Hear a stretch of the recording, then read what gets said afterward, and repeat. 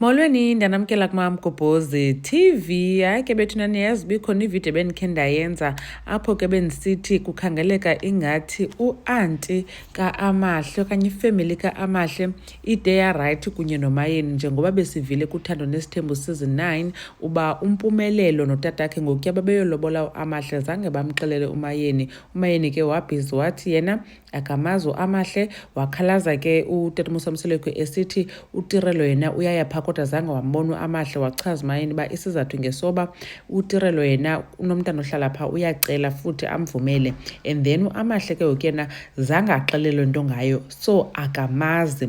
Wachaza ke utata Musamseleko nokuba uanti kaAmahle ebekhe wafowuna efuna uba badibane okanye efuna ukuza, uMayeni watsho phaa nalapha kuba eme kule nto ame kuyo noba ke mhlawumbi engafuni into idibene nabo. So ke emveni kwalaa video ke bendiyifakile uanti kaAmahle edensa noObanzi bebonakala uba bebephaa kwaMayeni, ngoku bebesoshabeni. Ibikhona ke into ebikhona for Mother's Day apho ke bethetha khona uanti kaAmahle noMayeni ke siyazi uba ngowasoshabeni, so ebeyile phaa.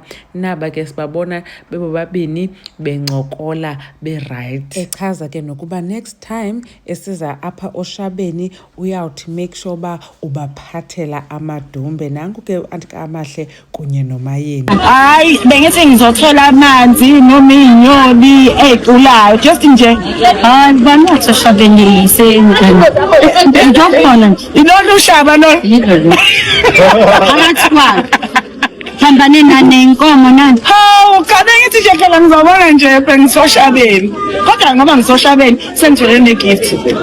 Hayi bo oshabeni uyabona ingona kufika uyagijima asufika ngelilanga uzobara. Lalela mangibuya ngizoniphathela amadumbe bengikhombisa ukuthi ngapha ngabe kwenziwa kanjani. Ngiyabonga kakhulu yazi.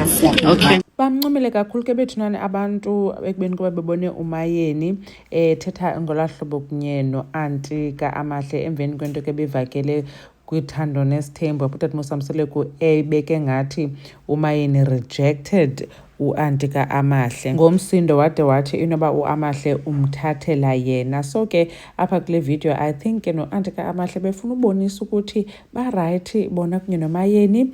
Now ivideo ke le ibipha kwipage yakhe on TikTok but sephinde wayisusa, but ke ngoku kaloku xa uyisusa seyisusa late because siyakhawuleza u-screen recorder, siyakhawuleza udownloader, so seyikhona kuTikTok. Nam ndiyifumene khona kwenye ipage, but kwabanye abantu ke ndiyabona ukuthi bebeyifumene directly from uTikTok wakhe. But anyways siyavuya betnani ubona ke uMayeni erayithi with ifemeli kaAmahle.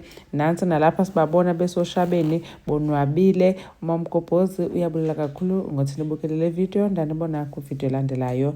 Bye.